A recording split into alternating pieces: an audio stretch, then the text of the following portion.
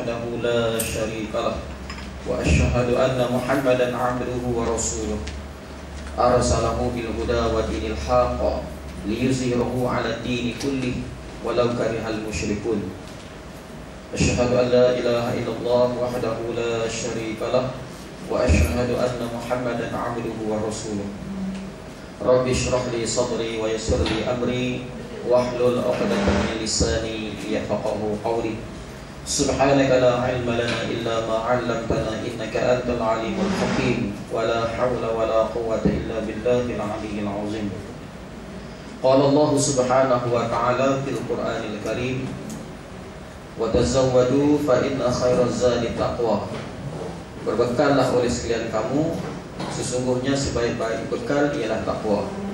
Wa qala Allah subhanahu wa ta'ala aidan fil Qur'anil Karim yarfa'illahu allazina amanu minkum wallazina utul 'ilma darajat. Shadaqallahul 'azim. Telah mengangkat oleh Allah subhanahu wa ta'ala orang-orang yang beriman di kalangan kamu dan orang-orang yang telah diberi ilmu pengetahuan, diangkat akan beberapa darjat. Shadaqallahul 'azim. Alhamdulillah, terima kasih kepada pengurusi pagi ini, dan juga alhamdulillah kita bersyukur kehadrat Allah Subhanahu wa taala yang mana walaupun kita berada di ambang Aidil Adha kan, malam ni takbir raya lah, tapi tuan-tuan ni kuat semangat, tuan-tuan dan puan-puan ni kuat semangat sungguh. Ngaji itu tak tinggal. Jadi hatilah muangkak, ada yang mesot main juga, kan main juga untuk sama-sama mengikuti kuliah. Jadi pada sesi ini insya-Allah saya ingat kitab kita tu kita tawakkul Ustaz, kan kita cuba buka lah ataupun kita bincang berkaitan dengan korban, berkaitan dengan korban sahaja pagi ni. Lebih-lebih lagi esok kita nak korban, pakai doa asah parang lah tuan-tuan. Asah parang, asah pisau, lembut kita. Pasal esok nak mengamuk lah. Jadi insya-Allah insya-Allah ada beberapa perkara lah, antaranya saya akan selitkan berkaitan dengan ibadat korban. Begitu juga lah rombongan sikit, dan juga kita nak tahu juga lah berkaitan dengan apa-apa yang perlu kita tahu berkaitan dengan sambutan Hari Raya Aidil Adha insya-Allah. Jadi hari ini ramai di kalangan umat Islam yang berpuasa, puasa sunat. Kalau tuan-tuan tanya saya puasa tak, saya nampak saya tak puasa. Dia payah tu imam nak puasa, saya pun heran. Puasa 6 pun sama. Dan start subuh tadi orang panggil ajak pitah ni. Tuan-tuan tahu tak? Nak belah budak-budak ni, tu imam dia kena makan kurma dulu. Allah, cukup susah. Tapi yang mana hak tu imam buat tu, orang lain tak boleh buat. Pahala hak tu boleh kat dia, orang lain tak dapat. Dia macam tu.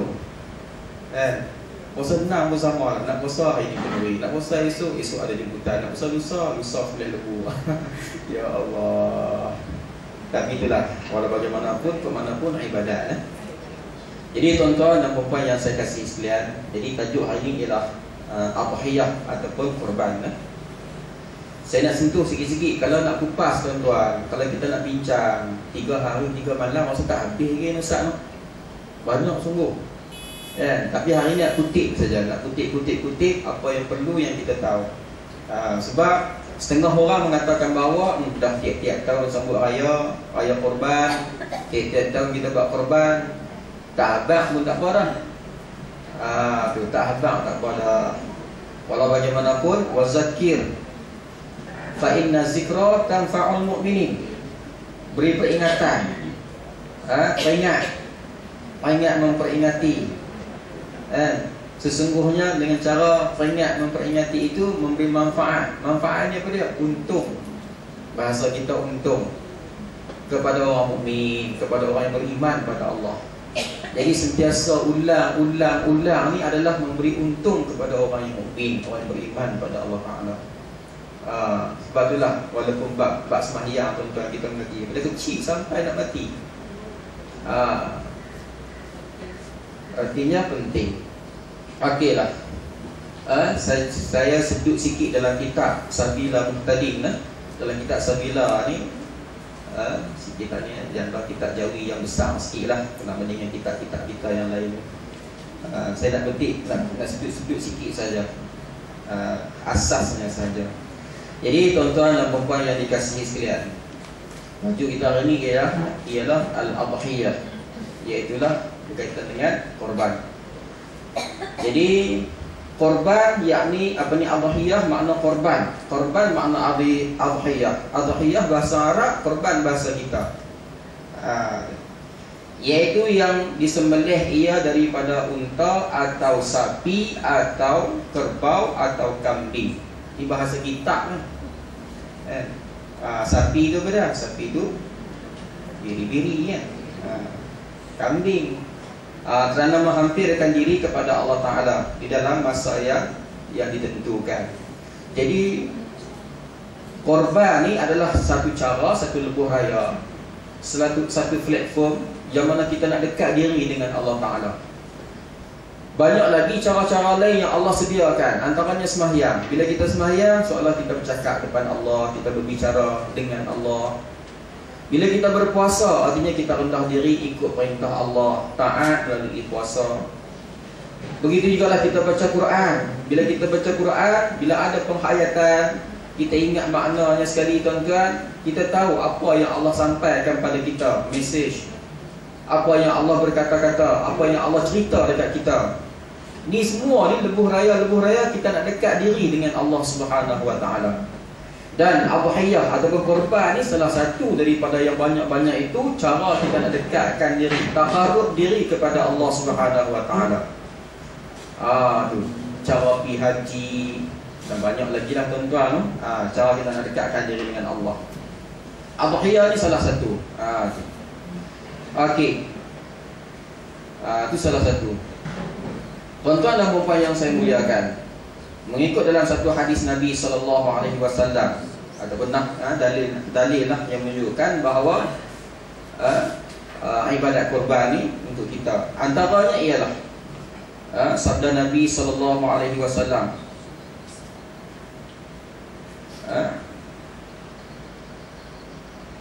perbesarkan olehmu akan sekalian korban. Perbesar. Perbesar ni perbanyakkan, boleh perelokkan, carilah yang paling berkualiti, yang paling baik.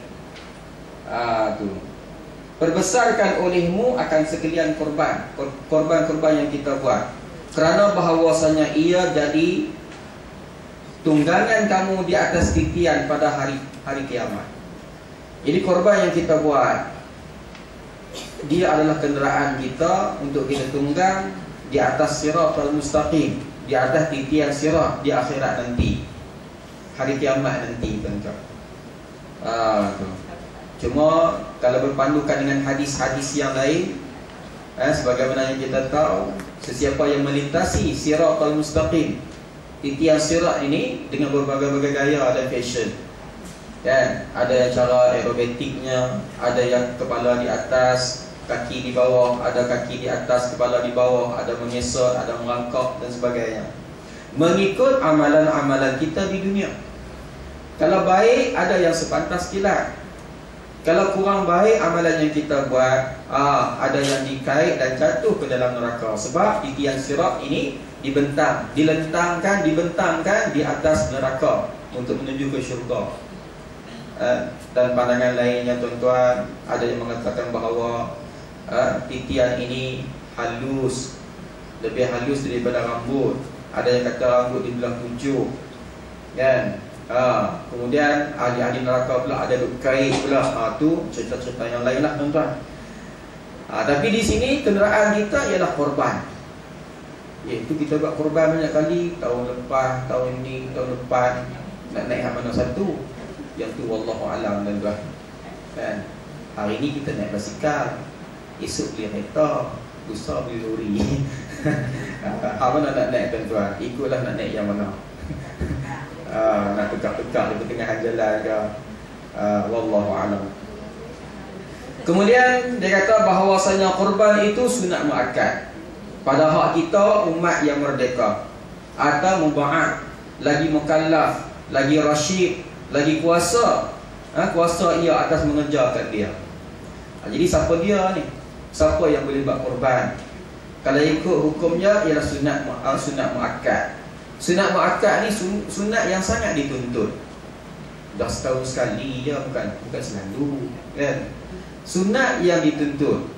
Sunat yang dituntut, sunat yang digalak, disuruh kita buat. Tu. Sunat ada dua. Sunat muakkad dengan sunat biasa. Ada dua. Okey, dituntut jadi sunat muakkad pada hak kita umat yang merdeka. Macam kita lah yang merdeka. Lawan merdeka hamba. Kita semua bukan hamba, cuma hamba Allah adalah. Merdeka atau muba'at. Muba'at bisa dengar tak? Orang sebut tak sat, tak dengar ni. Muba'at ni hamba yang separuh. Separuh lagi hamba, separuh lagi tidak hamba. Itu muba'at, hamba muba'at. Dia ada hamba mukatab. Hamba mukatab ni hamba yang dijanjikan untuk dimerdekakan oleh Tuhan dia. Tu. Yang muba'at ni yang separuh, kan? Yang separuh. Contoh dia tuan-tuan, walaupun tak ada hamba, contoh dia. Ada seorang tuan, dia memiliki seorang hamba. Dia bagi tahu kat hamba dia ni, hang nak merdeka boleh. Syarat dia hang kena bayar kat aku 3,000. Tu. Dia cari-cari 3,000 tak dapat, tapi dapat separuh saja, 1,500.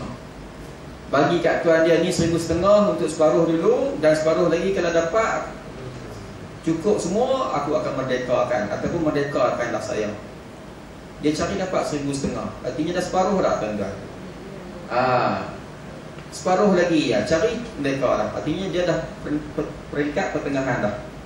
Separuh lagi. Ini muba'at. Dijanjikan untuk langsai sahaja bayaran, dimerdekakan oleh Tuhan dia. Ini muba'at. Lagi mukallaf. Mukallaf ni yang diberatkan hukum, ataupun yang aqilun balighun. Aqil, baligh, berakal dan juga cukup umur. Itu mukallaf, istilah dia.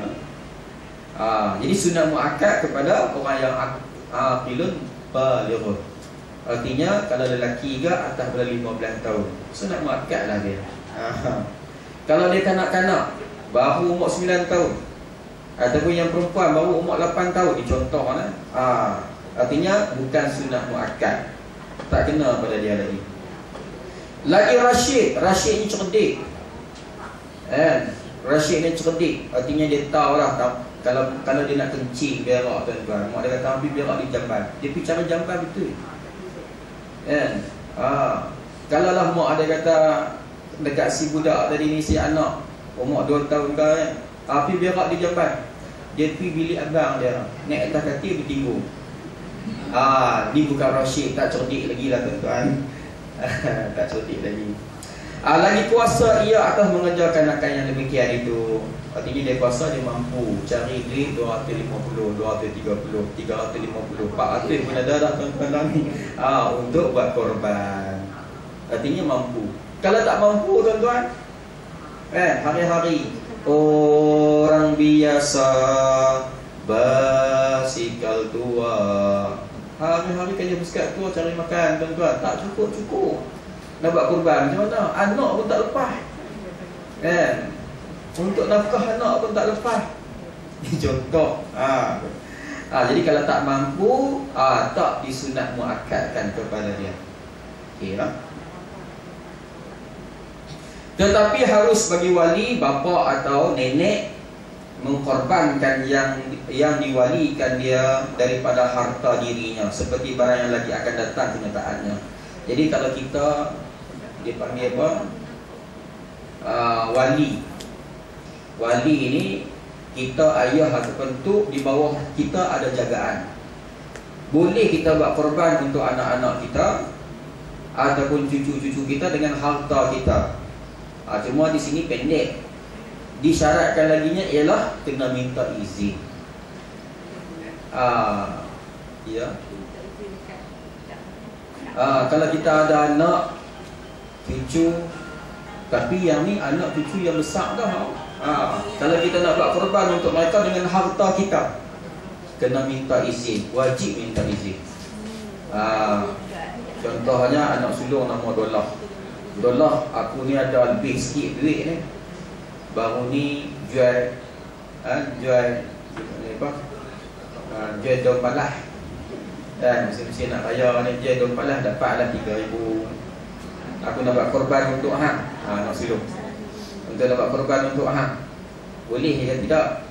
Hang izin tak? Ataupun kita minta izin, izinkan ayah buat korban untuk hang. Contohlah. Artinya bila anak izin saja buatlah ya, elok baru. Kalau aku nak cari tak ada. Ayah nak buat, alhamdulillah. Nyiru tapak tangan, padang bola saya tak dahkan ayah. Artinya boleh buat. Okey, boleh buat dah. Kalau yang cucu kecil ni tak payah minta izin. Ikut dalam ni tak payah minta izin. Tapi boleh buat korban. Boleh buat korban. Tapi kalau anak kita yang besar kena minta izin. Okey lah. Tapi kalau hak kecil, tuan-tuan, hak kecil ni, tengoklah kalau lah akikah tak buat lagi, utamakan akikah dulu. Bila dah besar tak payah tak boleh buat akikah dah. Dia kepada korban, menuju kepada korban. Tapi akikah dah buat dah. Tak dibuat tak? Boleh. Okey, boleh. Dia akikah ni sebelum umur baligh. Lepas pada umur baligh dia tidak sunat. Sunat muakkad bagi akikah si anak tadi. Dia sebelum baligh, sebelum baligh.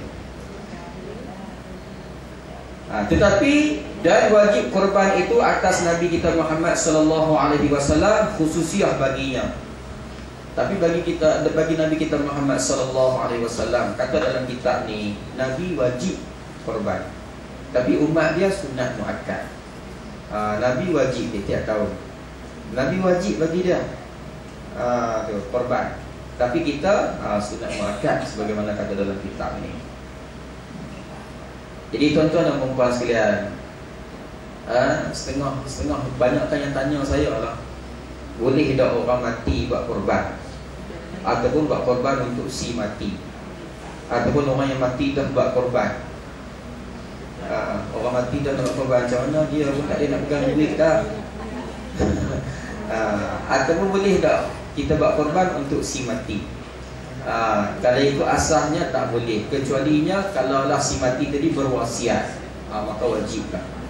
Sebelum seseorang tadi meninggal, dia pernah wasiat. Dia wasiat, dia kata, buatlah korban untuk saya, ataupun tolong buat korban dengan duit yang saya tinggal. Semua tu adalah berbentuk wasiat. Tu. Saya pesan, bila sebut pesan ni wasiatlah, pesan kat anak, buat korban untuk ayah kalau ayah tak ada nanti ke, ataupun duit yang ayah tinggal ni buat korban untuk ayah. Tu wasiat tu sebab dia berpesan pada anak dia. Okey.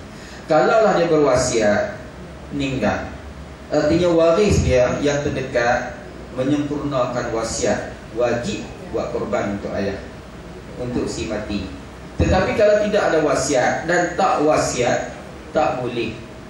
Cuma cara dia kalau nak buat juga, lah kesiannya, nak bagi juga ayah kita, mak kita ni ada juga pahala korban. Cara dia macam ni. Korban tadi sebenarnya untuk orang hidup, pengorbanan daripada orang hidup.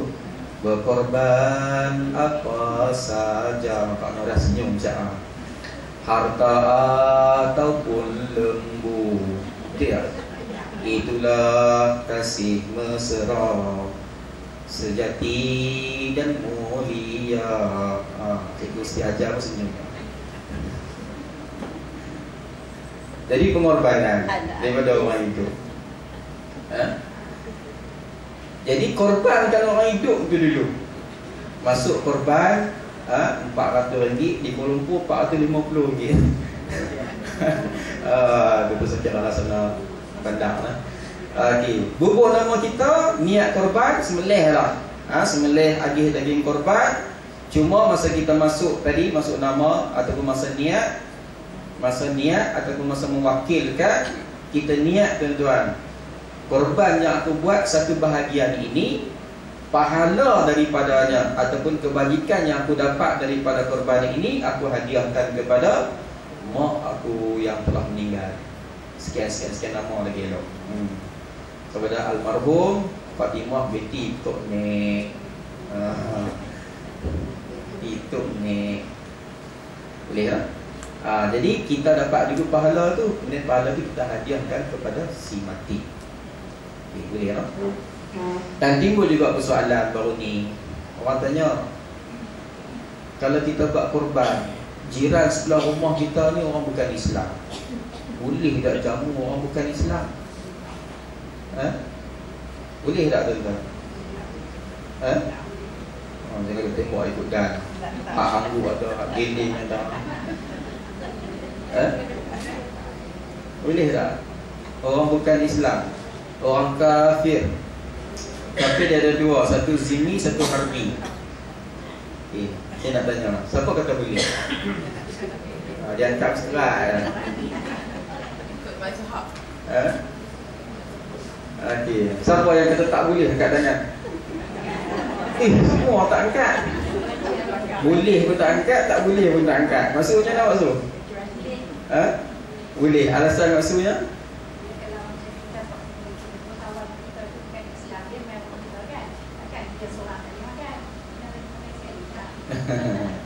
Okey, itu pandangan sebahagian. Tetapi yang paling ikhtiar sekali, yang ikhtiar ni yang cermat, sebab ibadat korbannya adalah satu ibadat. Yang ikhtiar yang cermat dia tak mau. Sehingga kan satu peringkat, kalaulah jamu juga kena ganti balik dengan daging yang lain. Tapi bukanlah saya menidakkan tak boleh itu, sebab ada pandangan yang kata boleh.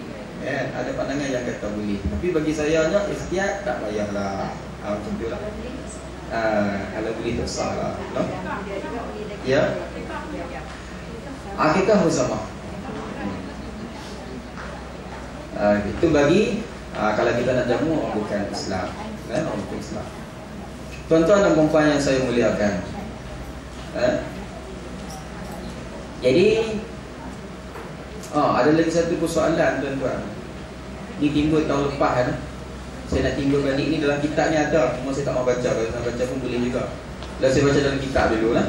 Dalam kitab dia kata syahadat bahawasanya kambing atau barang sebagainya yang dibeli akan dia oleh seseorang dengan qasak korban.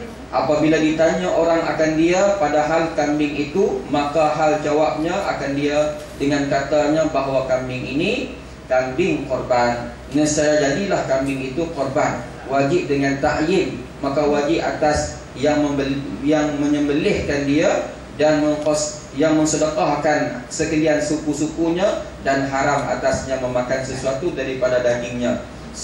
Sayugianya hendaklah kita ketahui akan masalah ini, kerana yang demikian itu telah jatuh ia pada kebanyakan daripada segala orang yang awam, yang berkata mereka itu tatkala ditanyai orang bahawa kambing ini kambing korban, padahal jahil mereka itu akan hukum yang hasil daripada perkataan yang tersebut itu, dan disangka oleh mereka itu bahawasanya kambing itu korban sunat jua, maka dimakan oleh mereka itu sesuatu daripada dagingnya, dan terkadang tiada disembelih oleh mereka itu akan dia, hanya ditasarrufkan oleh mereka itu dengan dijual atau diganti dengan yang lain, maka yang demikian itu khata. Ni faham tak ni? Ngaji lama tak faham lagi. Dia tutupnya, maka yang demikian itu khata. Nak kata aku mana lah. Okey, ringkas aja. Cerita dia nak cerita macam ni. Ada seorang pakcik tu, dia bela lembu bukan banyak ekor pun. Dia bela adalah 2-3 ekor lembu. Satu harinya, satu petangnya, lepas lembu dia duduk makan siap dah, petang nak buat balik ke geduk. Dia panggil apa? Bangsai kan. Sambil-sambil dia heret buat balik geduk budak tu kaki lembu kan. Budak atas bendang tu. Kawan dia lalu. Bila kawan dia lalu kan, kawan nama kawan dia lalu tuan-tuan. Tanya dia, bukan Rafi'ah lah. Lain ni. Tanya dia, Bang Mat, orang gemuk elok lembu tu. Ya, gemuk elok lembu tu. Nak buat korban bang? Korban. Tak. Dia melawak ke tak tu? Dia. Buat korban. Ataupun kan, orang lembu elok tu. Nak buat apa lembu besar-besar ni? Sihat tuan lembu pergi jawab, korban tau ni. Tuan-tuan, bila sebut saja buat korban, lembu tadi nak jadi korban, ataupun sebut nak buat korban, dia jadi nazar. Jadi nazar, tuan-tuan. Hak ni biasalah orang kampung mungkin lah. Tak, jadi nazar sebab dia keluar dengan lafaz yang soreh. Nampak apa lembu, nak buat lembu besar-besar ni. Jantan elok, buah pula, apa sebesar biji, apa sebiji bola. Dia kata korban. Walaupun pada zahir dia melawak, tapi oleh kerana lafaz yang soreh tadi nak buat korban, tujung tu mahal sikit, korban, maka jadi nazar. Kambing pun sama lah. Qada pun sama lah. Kes yang sama. Bila jadi korban, tuan-tuan, dia jadi nazar. Bila jadi nazar, wajib buat korban. Asal lembu tu nak jual, gemuk elok, tuan-tuan, 5 pikul setengah. Atau kalau lembu 5 pikul setengah. Tak ada lah, 2 pikul lebih je. Tengok sebiji meminyak, tuan-tuan. Lembu tu punya sehat, bulu dia meminyak, boleh pergi dekat, boleh sikat rambut pula. Jadi oleh kerana dia jawab dah korban, ataupun orang tanya dia, ni lembu buat korban kan? Korban. Bila soreh, tuan-tuan, jelas jadi nazar. Bila jadi nazar, lembu tu, bukan lembu lain, lembu tu. Sebab apa? Ditakyin dah, ditentu dah lembu yang dia bawa tu. Bukan lembu lain dah, lembu tu. Maka lembu tu lah wajib dikorbankan sebab nazar. Sebab nazar dalam kitab ni. Orang kampung biasanya dia lah sambil melawak je, kan? Kalau lembu tu ini mana nak cakap, dia mana nak jual. Orang dia sendiri. Lembu apa dia jual. Okey, oleh kerana tak jual lagi, baru nak jual kat orang. Tak boleh jual. Sebab milik dia, milik yang sempurna bagi dia. Oleh kerana dia niat nak nazar, dia niat korban, maka wajib kena buat korban. Jual tu terbatal. Sebab apa? Jual tu hasil jualan apabila ada akad jual beli. Ni belum lagi, belum akad jual beli, wajib dikorbankan. Okey, faham tak? Kalau lembu tak ada tak jadi lah. Kalau lembu tak ada, tak jadi. Tuan-tuan duk tarik kuda kepang. Kan? Lembu kepang, tuan-tuan. Buat daripada upih tu. Orang kata ni lembu ni gemuk elok ni. Buat korban kan? Nak buat korban lembu tu. Tak jadi. Balik sekejap lagi dikorban sendiri. Tak jadilah. Dia nak hak putih lembu tu. Kalau lembu tak ada di situ, tak jadilah sebab dia kena takyinkan lembu yang mana. Takyin ni pastikan lembu yang mana. Lembu yang dia bawa tu. Okay. Bila ada takyin, maka lembu tu lah akan jadi korban. Kalau dia kata lembu dia tak ada di situ, lembu ada di mana? Dia kata nak buat. Jadi tak? Boleh juga kita buat misalan. Orang duk tengok dah lembu hak sekok lagi tu, lembu warna putih.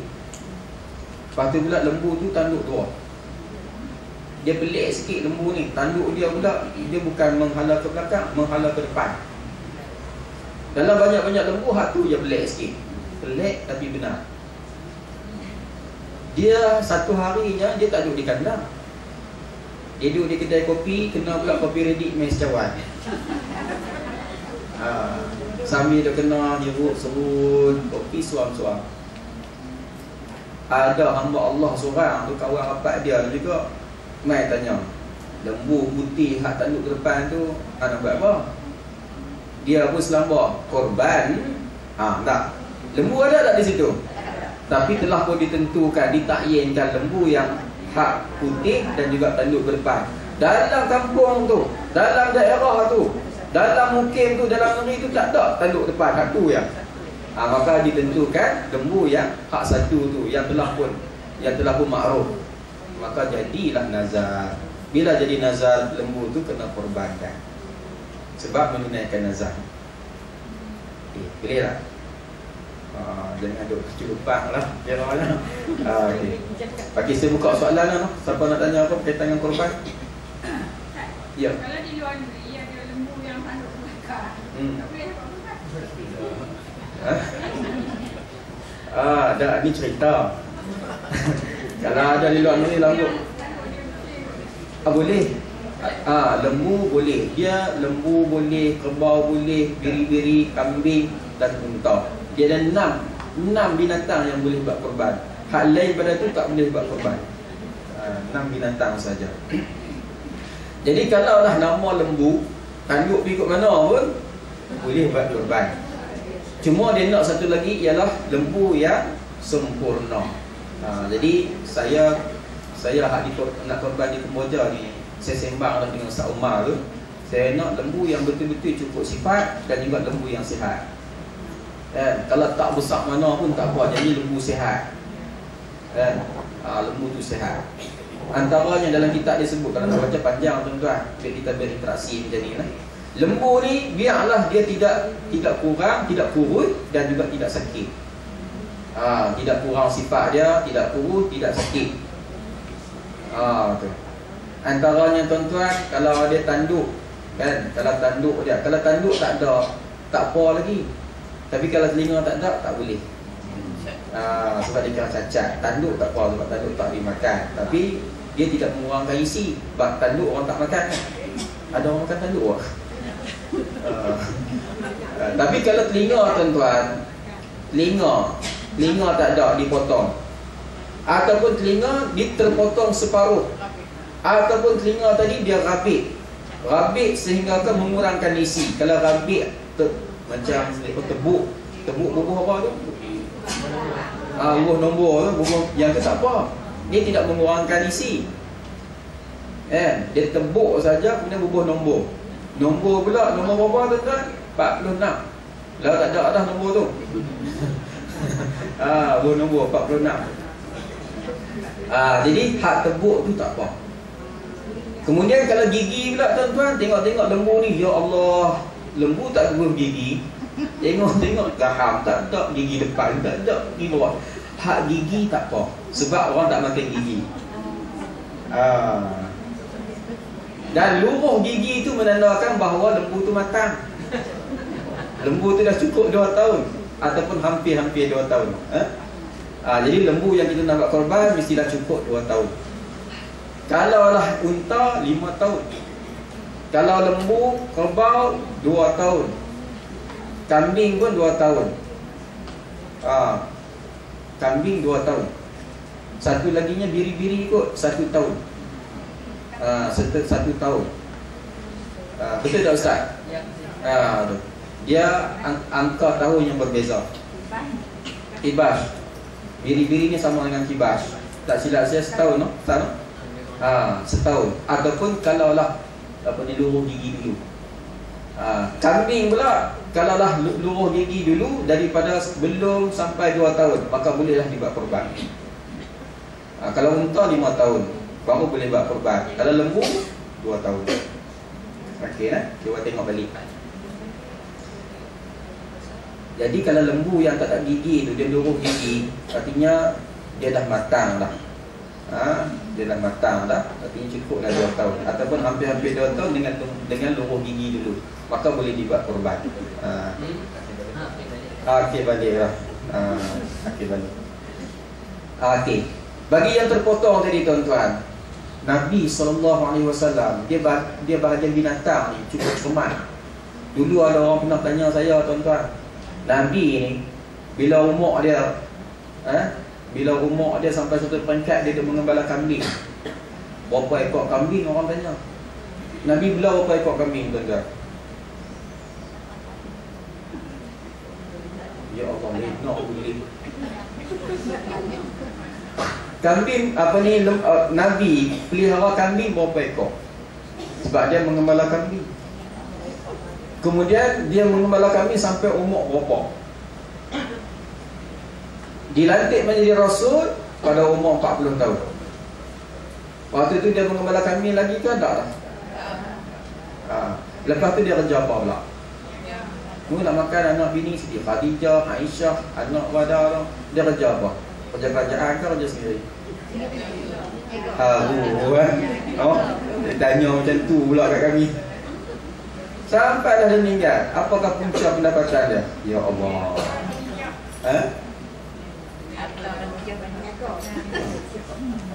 Dia tu. Macam-macamnya. Tadi jam Aisyah. Tuan-tuan tahu tak sistem bawah? Sistem bawah ni diamalkan oleh masyarakat kita, tapi bukan semua orang lah. Bawah ni tuan-tuan, dia tak ada kambing. Orang lain yang bagi kat dia kambing sekor ataupun sepasang, kambing suami isteri je lah. Faham tak tu? Jantan betina, dia bela-bela tuan-tuan, biarlah beranak 2 ekor, seekor, 2 ekor, seekor, 2 ekor, seekor. Hak pertama boleh kat tuan lembu. Beranak yang kedua boleh kat tuan penjaga ataupun orang yang kita terima bawah. Hak ketiga pula beranak boleh kat tuan lembu. Beranak pula yang keempat boleh kat orang yang jaga lembu. Beranak yang kelima pula boleh kat tuan lembu. Beranak yang keenam pula boleh dekat hak jaga lembu. Bukan jadi lembu lagi tak, hak jaga lembu. Ni sistem bawah. Rasulullah ni mengembala kambing dengan sistem bawah ni. Jadi bila dia pelihara lembu, ada kumpulan yang kumpulan yang satu puak yang jaga yang memiliki kambing tuan-tuan. Bukan lembu lah, kambing. Mai bawah dekat dia 10 ekor, contoh 10 ekor. Nabi bela lah 10 ekor dan Nabi kenal sekor ni hak siapa, ni hak siapa, ni hak siapa, ni hak siapa. Dia perhati tengok kambing ni janggut panjang. Hak Pak Man. Yang ni hak tak ada janggut. Ni hak orang ni. Artinya Nabi kenal. Beranak tu pula tuan-tuan, bila beranak je Nabi cap anak kambing ni hak ibu mana, milik tuan dia siapa dia. Hak ni hak siapa dia, ni hak siapa dia. Dan banyak ketua, dia panggil apa, banyak pengusaha kambing yang lain main bawah dekat Nabi. Itulah Nabi mengembala kambing. Dan semasa Nabi pergi dipanggil apa, Nabi pergi jual barang dagangan Siti Khadijah, kan? Jual barang dagangan Siti Khadijah. Waktu tu dia tinggal kambing kat siapa? Dia tinggal kambing pada pembantu dia, yang diamanahkan oleh Nabi SAW. Balik pada sana, Nabi ambil alih balik tugas dia mengembala kambing. Artinya satu empire penternakan kambing yang besar yang Nabi bina. Bukan seperti mana bela kambing ikut kampung, tak. Sistem itulah diamalkan oleh kita. Tapi tak banyak dah orang buat macam tu, kan? Ikut kampung mungkin ada sikit-sikit lagi. Sistem bawah lagi lah. Dan Nabi pula apabila dia nak jual kambing tuan-tuan, orang main nak beli kambing, Nabi nak jual kambing ni, Nabi bagi tahu habis sifat-sifat yang ada pada kambing. Diceritakan ada seekor kambing tadi ni, dia ada rabik sikit. Rabik tahu tak? Bukan anak lah. Rabik sikit bawah telinga, belakang telinga. Koyak sikit. Kan? Bila seseorang tadi main nak beli kambing, Nabi habang, ni kambing macam ni sifat dia, yang ni kambing ni sifat dia, harga yang ni macam ni, harga yang ni macam ni, harga yang ni macam ni. Dan yang sekok ni pula dia ada rabik sikit belakang telinga, harga dia macam ni, macam ni, macam ni. Artinya sifat-sifat yang ada pada kambing tu Nabi bagi tahu, barulah puas hati nak beli tak beli. Hak mai nak beli kambing ni, dia pergi cek kambing tu betul tak Nabi kata ada rabik sikit belakang telinga. Saya tak ingat telinga kanan kiri. Ini diceritakan kan. Kemudian tak apa, bila pergi cek tengok rupa-rupanya sungguh ada rabik sikit di belakang telinga. Tepat sebagaimana Nabi sebut. Kalau kita nak terjemahkan lah ni lah, macam kita nak jual kereta kan? Nak jual kereta, dia habang siap dah, kelas ni dah berapa tahun dah pakai, kan? Lepas tu pula kereta ni berat kurang sikit, tayar ni aku buat tayar hak lama, tak nak dekat lagi, kan? Lepas tu pula enjin dia memanglah kasar sikit dah, buat pakai lama, minyak aku pakai sekian-sekian. Dan kereta ni pula dia ada 3 tempat calak. Calak kan bucu ni, bucu sana, belakang ada sikit. Dalam tu pula ada sikit cushion dia pula, ada sikit batang. Bapak untuk anak apa-apa contoh lah. Barulah hang nak ambil, tak mau ambil sudah. Contoh macam tu. Agak-agak orang ambil tak kata. Ambil kan. Yang mana ikhlas dia akan ambil. Tetapi bagi seorang lain pula dia nak jual kereta, dia kata apa? Hang tengok sendirilah, aku jual keadaan sedia yang ada. Sebagaimana yang ada. Kalau tu parti luar dalam okey kot. Balik-balik picam je. Bahan je dekat abang. Rupa-rupanya Enjin dah bergerak lama dah, berasak dah. Masa nak jual tu dia bubuh minyak Megatek tu kan.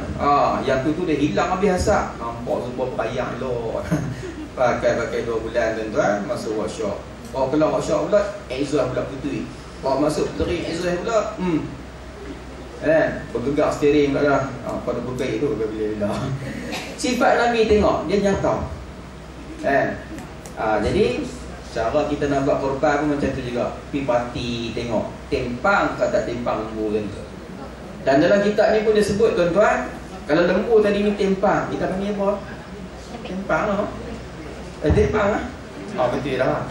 Kalau lembu tadi tempang, berjalan sengit, cacat lah. Tu. Tapi kalau lembu tadi tempang, jalan sama laju dengan kawan-kawan dia yang lain, dan juga tak mengurangkan isi, dan juga dia cergas, sihat, boleh dibuat korban walaupun tempang sikit lah. Tapi kalau tempang banyak ni, lembu lain semua makan hak sedap-sedap, hak dia ni kira hak terlepas lah kan. Puluh lah tempang, gedek. Hak lembu lain semua laju, hak depan rumput-rumput yang bersih-bersih, rumput yang segap-segap, semua disapu oleh kawan lain. Dia kutik lah hak bekas-bekas kawan tuan-tuan. Sebab apa? Nak jalan laju tak boleh dah, tempang lembu yang tempang, yang mana mengurangkan sifat dia, tak boleh berjalan laju. Tengok pun tempang teruk sangat, letih kita tengok tu pun letih. Lembu tu lagi letih lah. Yang ni tak boleh buat korban. Kalau tempang sikit tapi tak mengurangkan sifat-sifat, tak ada masalah. Okay lah. Kemudian ekor pula tuan-tuan. Ada yang ekor putui. Ekor pun dia ambil kira juga. Kalau lah ekor putui, walaupun putui di ujung, tetapi kita tengok pada adat ada Allah lebih kurang 3 inci tak ada ujung. Yang tu tak boleh buat korban, sebab kurang sifat dia. Kurang lah. Dia nak yang sempurna. Okey, nak tanya apa lagi? Yang dengan rabit boleh tak? Yang rabit sikit tadi boleh tak? Yang rabit sikit tu boleh. Yang rabit sikit boleh, tak ada masalah. Boleh silap. Assalamualaikum. Ya silakan. Soalan yang pertamanya berkenaan dengan korban orang mati. Jadi katanya kita yang boleh buat untuk orang mati ni kalau dia nazar atau wasiat. Ya. Kan? Dan ni katanya ada satu kes dia letak nama orang mati dalam senarai. Senarai masuk korban. Allah yang hak begitu tu. Hak, kemudian bila disebut kita tak kena, dia tukar, dia kata tolong beritahu anak dia, tolong niat untuk buat dia masa nak sembelih. Beritahu anak dia, anak yang mati ni anak dia tu kan. Jadi beritahu kat anak dia, tak ni hang tolong niat untuk buat hang masa nak sembelih. Adakah cara itu kena sebagai dia katakan sembelih korban ni? Itu satu. Soalan yang keduanya berkenaan dengan perpindahan daging korban. Ya. Perpindahan daging korban. Jadi maknanya sekarang ni jadi satu masalah lah. Kadang-kadang satu tempat tu tidak mampu nak buat sembelih kat situ pasal tenaga tak cukup, semua pindahan tak ada. Jadi sembelih tempat yang kandang dia, bawa balik main. Dalam keadaan kata tempat beberapa jam lah. Itu soalan kedua. Soalan yang ketiganya berhubung dengan kalau Ustaz ada kitab pada muka surat Allahumma salli ala Muhammad dari nak Doa apa? 214 lah. 214. 214.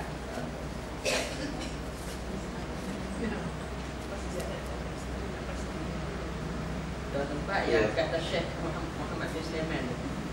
Baris ya. Baris kalau 1, 2, 3, 4, 5, 6, 7, 8, 9, 10, 11, 12 daripada bawah. 12 bawah. Nanti baca apa nak faham lagi sampai dah hati yang berat.